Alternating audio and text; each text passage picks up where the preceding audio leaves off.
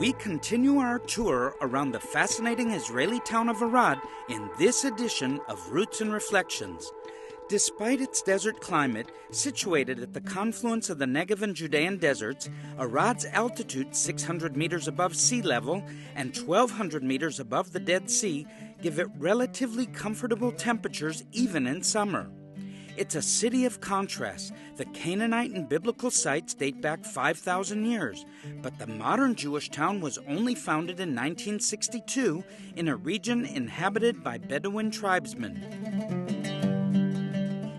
Arad makes for the perfect desert vacation destination. You can come by car, or you can come by camel, or you can join us on Arad Air. This is our latest model. Actually, Arad is a city of numerous modern sculptures, but today I'm hitching a ride out of town into the nearby camel country. Even the road signs warn drivers to beware of camels on the highway. You don't want to hit one of those babies.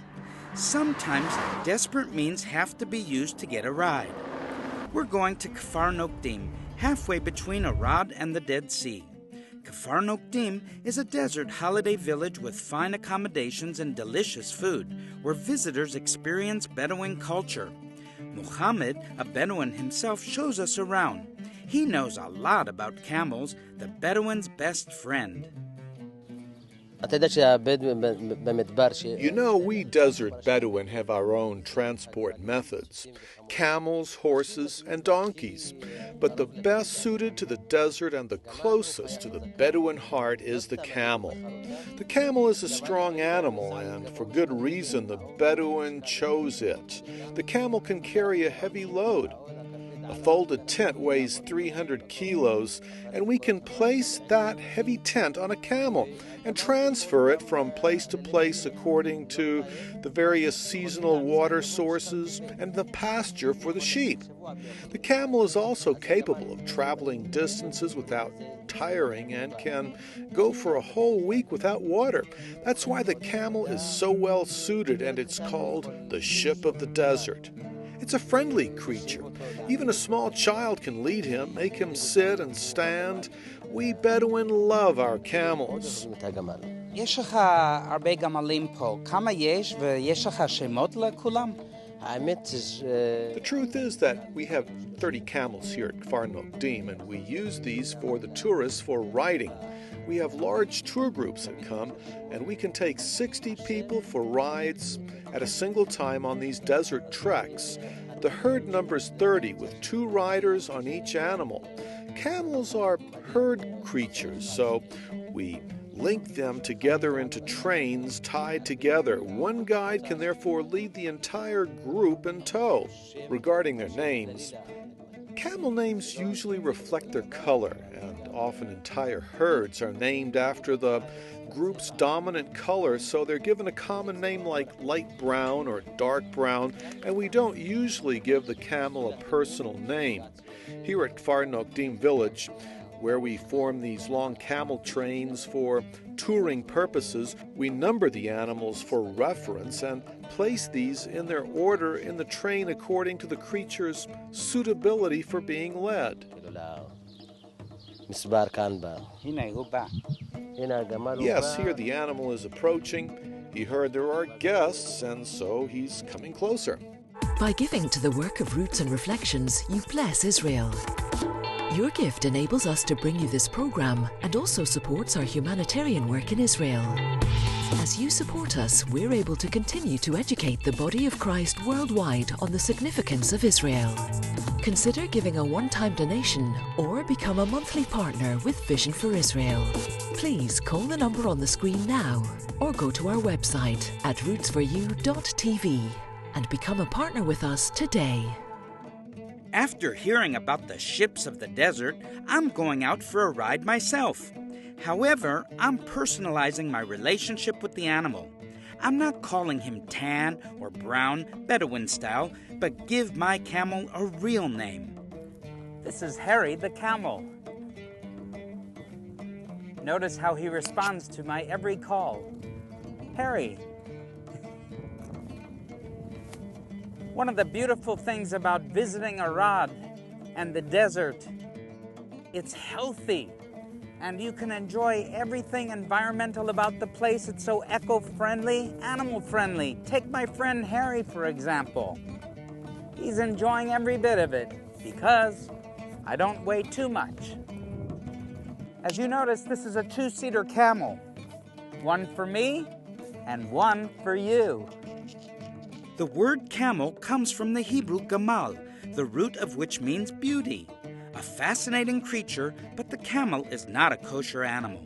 It meets the kosher requirement of chewing the cud, but the camel does not have a cloven hoof. I wouldn't want to eat this guy anyway. Very unusual how you get down off of one of these beasts of burden. But certainly when God designed the camel, he put together an amazing critter, perfectly suited for the desert. The way it sits or crouches to let riders off is marvelous. The way the joints fold together. Shukran. I've got to thank Harry. Shukran, Habibi. Toda. And that's our Roots and Reflections Word of the Week. Around Bedouin and camels, it's important to know the Arabic word shukran. Shukran, that means thank you in Arabic.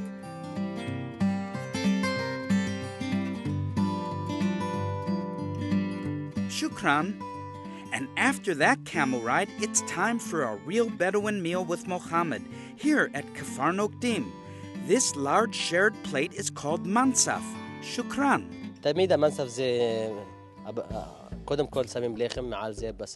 Mansaf is always made over a base of pita bread piled over with rice, and around that meat and cooked vegetables. Here on the table there are also various salads. We also have a separate plate of pitas. Here are the pitot.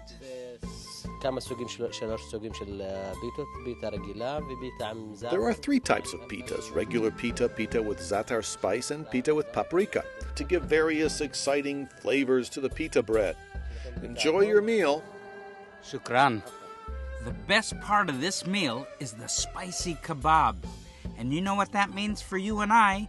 One for me, and one for you. After that delicious meal, let's head back to camel country. I've got a great camel riding song. Call it Arad, the last frontier.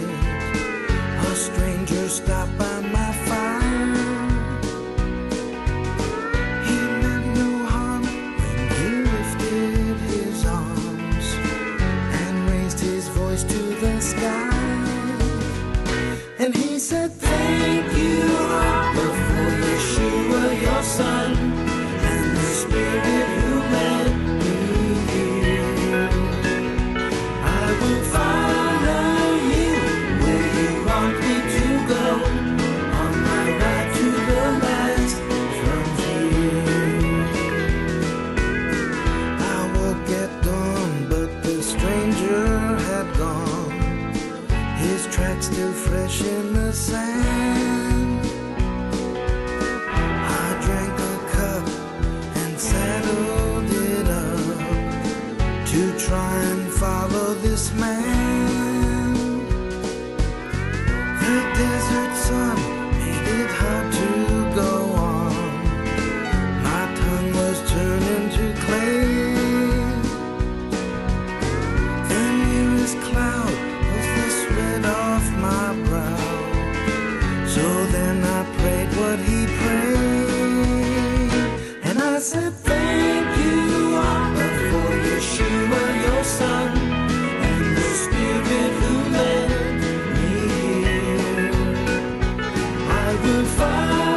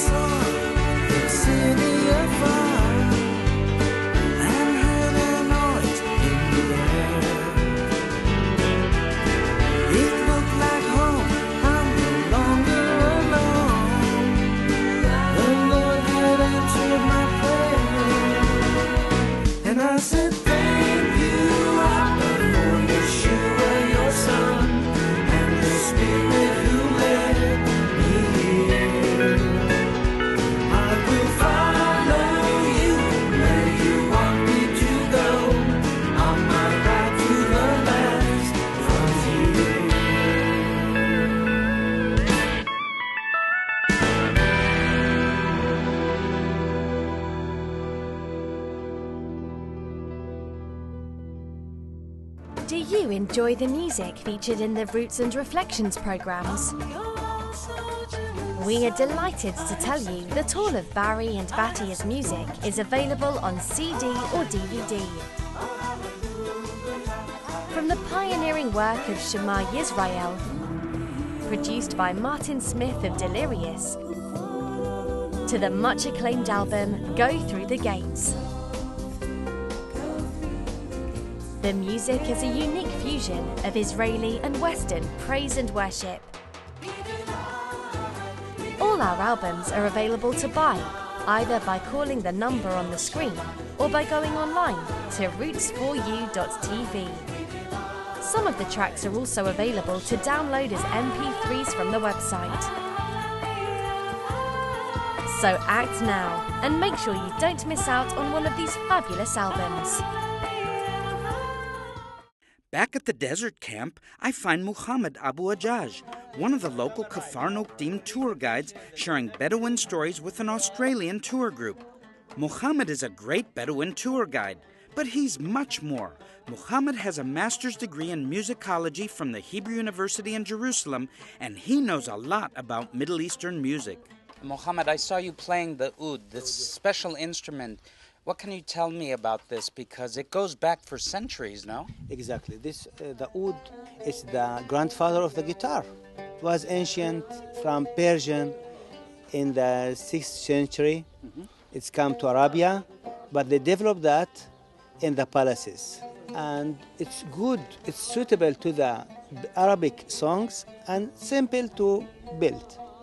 And it's spread in the Middle Ages and arrived to Spain. How many strings does it have? Yes. In the beginning, four,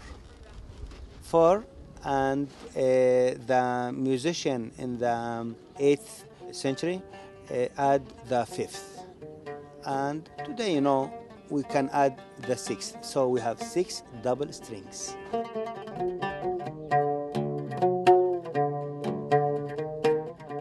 Coffee preparation and serving is an integral part of Bedouin hospitality. The coffee beans are roasted and a mortar and pestle used for grinding. The drum beat was like a mortar and pestle. Mortar and pestle. The mortar and pestle to grind the coffee, but at the same time, we grind and make the echo, the rhythmical knocks, to give them spread all over the desert, and then we can, passengers can hear that and come. So it's like invitation for hospitality. During you grind the coffee for the guests, you call them in a very traditional way. To grind the coffee, come to drink coffee. And I want to add about the mortar and pestle. In the ancient days, we have the way how to call people emergency situation. So we don't have the cellular phone like today to call or run to call people about the problem when it's happened. We have one way. Get out, make a fire, and take the mortar and pestle and begin to... It's not to grind the coffee. It's not time for grinding coffee. It's the in 1, 2 o'clock in the midnight. They come out and see the fire. They understand it's the emergency. It's like to call people and, of course, to enjoy when we have guests. So it's like music, entertain people. And we have 2 rhythms, one from the horses gallop, ticketum, ticketum, ticketum, ticketum, and the other one, steps of the camel, tum, tak, like the steps of the camel. Because Bedouins used to sing when they ride the camels. On the back of the camel they move, at the same time they used to sing. After listening to Muhammad on the oud, I'd like to try this guitar granddaddy myself.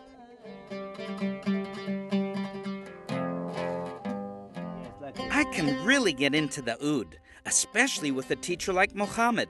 Shukran. And now it's time to head back up the hill to Arad. Do you want to stay informed of what's happening in the land of Israel and with the Jewish and Arab people, but are unsure of where to turn for reliable, up-to-the-minute information and news from a biblical perspective? A perspective that's often overlooked by the major news outlets? Well, look no further than the Jerusalem News Network, a wealth of information, comment and up-to-date news direct from believers living in Israel. We have a range of free regular resources to all those interested in what is happening in modern-day Israel. To receive our free Jerusalem on the Line email update delivered direct to your inbox and now available in multiple languages, go to rootsforyou.tv and sign up today. Alternatively, email us a request to be added to our mailing list to barry@rootsforyou.tv. This is the best way to keep informed of what's going on in Israel and around the world with the Jewish people. The history of Arad goes all the way back 5,000 years ago to the Bronze Age. In fact, Arad in Hebrew means bronze. And as a matter of fact, we have a good friend who is a bronze sculptor in Arad. Let's go on over there and take a look at what he's up to. Rick Wienecke came to Israel from Canada 35 years ago. He served in the Israeli army and was a resident of the Samaria settlement of Kadim. Rick and his family lost their home in that settlement under Ariel Sharon's redeployment from Gaza and 4 communities in Samaria in 2005. Subsequently, the Wieneckes acquired their new home and art studio in Arad. Here, Rick created his flagship bronze and stone monument, Fountain of Tears, that focuses on the unprecedented connection of the 7 last sayings of Yeshua on the cross with the Nazi Holocaust inflicted on the Jewish people. Truly a revolutionary concept. Rick, I'm amazed at what I'm seeing here in front of us, but it's obvious it shows the suffering of Yeshua because he's holding the cup, because the Holocaust is a very sensitive issue. Yeah. I know that 25% of my own family was murdered in the Holocaust. So could you build a bridge for my understanding and our understanding between Yeshua's suffering in Gethsemane and also the suffering that took place in the Holocaust? This is a very difficult bridge.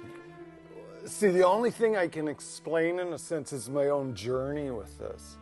The sense in the beginning for me as a believer in Jesus, it's all my creativity comes out of that relationship. But the sense was the feeling that I want you to touch somehow this place of suffering, the Holocaust. My immediate response for me personally is I didn't want to touch this because it's only a place of questions.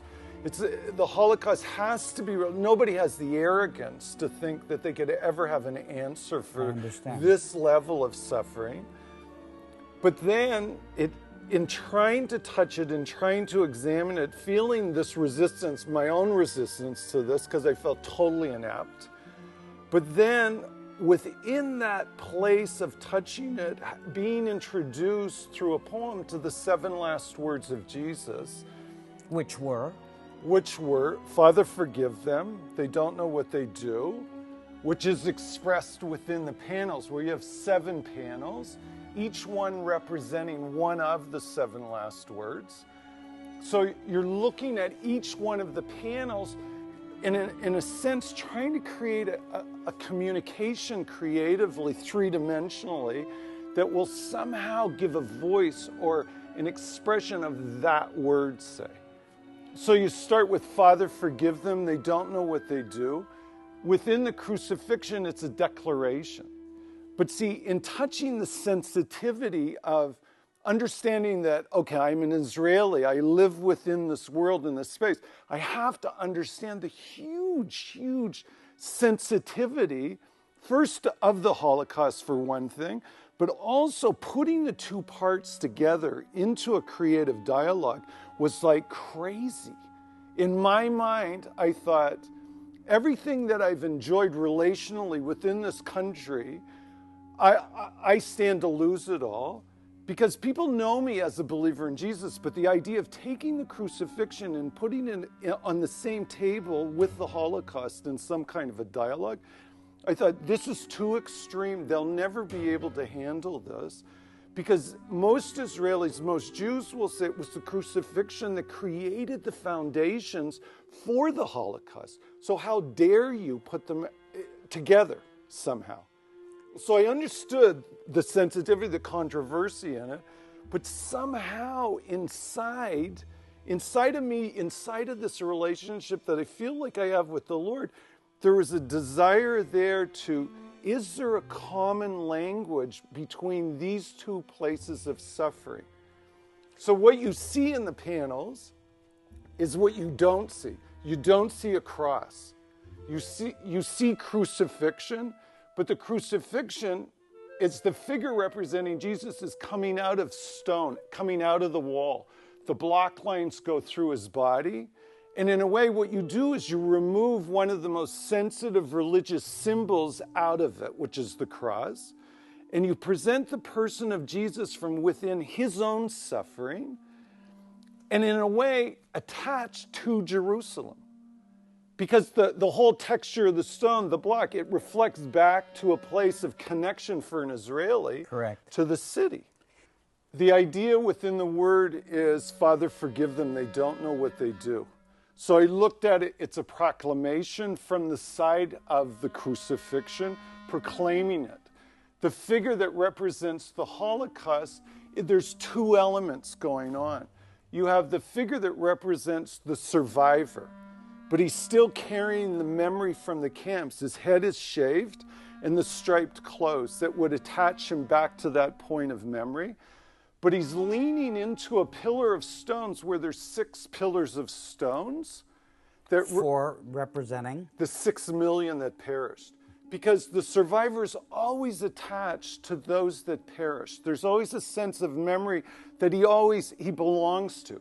But I have to say, I don't know if you know this, but it's dripping water. It reminds me of the tears of the suffering. Was that on purpose? Or totally. Yeah. Because in the first year, people have asked, how long did it take you to do this? And I say 7 years. But I said, I struggled with this for a year. But in the middle of the struggle, I saw a verse in Jeremiah where Jeremiah is crying out and he's saying, O Lord, that my head would be a spring of water and my eyes a fountain of tears, that I would weep day and night for the loss of my people. And so we knew that if we did step into this, there'd be an element of water. Yeah, I see. This reflects the tears within that prophetic cry. So the figure himself is now dealing with the word forgiveness. How is he able, in a sense, to identify to that word? And with most survivors that we've known, if they touch the word forgiveness, it attaches itself always to the word to forget. And within them, they can't forget those that perished. So the figure's in a sense of struggle, clutching his own heart, but leaning into the stones that are the memory of those that perished. Today in Israel, 1 in 3 children live below the poverty line and simply cannot afford the basic necessities to go to school, such as pencils, books, and a school bag. The Pack to School project, run by the Joseph Storehouse, aims to address just that. Your gift today of $20 will provide 1 child with a school backpack. Or perhaps you can do more and provide multiple children with backpacks. Please call the number on the screen now or go online to roots4u.tv and give your best gift today. And in this panel now we see something more expressive of the survivor. Right. What you're dealing with in this is the word spoken from the crucifixion is, today you'll be with me in paradise. It's the dialogue of the 2 thieves, where in a sense, the one hand to the left represents the thief that mocks Jesus. He curses him. Because I'm dealing with the concept of all 3 men are speaking out of their last minutes of life. These are their last words. One speaks a mock and a curse. The other, the thing that really got me was that the other one is asking to be remembered. And he's saying, Lord, remember me when you come into your kingdom. And I thought to myself, the whole expression in the crucifixion is drawing the heart of Jesus to try and touch that perishing with these words. But the Holocaust, the figure got created out of a reaction of a close friend of ours who's a survivor. She survived Auschwitz. She said, in Auschwitz, on a given day in Auschwitz, we always live with death only moments away. It was so tactile. We could smell the ovens from Birkenau. We could see the ash in the air. So death was always presented before us. And she said, on a given day in Auschwitz, we would mock and we would curse God with whatever energy we had left. But she said, on another day, we would cry out and ask him to remember us. And so the identification in the piece is two-directional because he sees himself identifying with both the thieves. This is what she said to us. She says, I identify to both the thieves. So this is why the hands are going two-directional. The one hand is pulled towards that touching of life. Right. But the other one recognizes my humanness within suffering. I can also curse and I can also mock God. Amazing. I know that. It's just such opposites combined into one.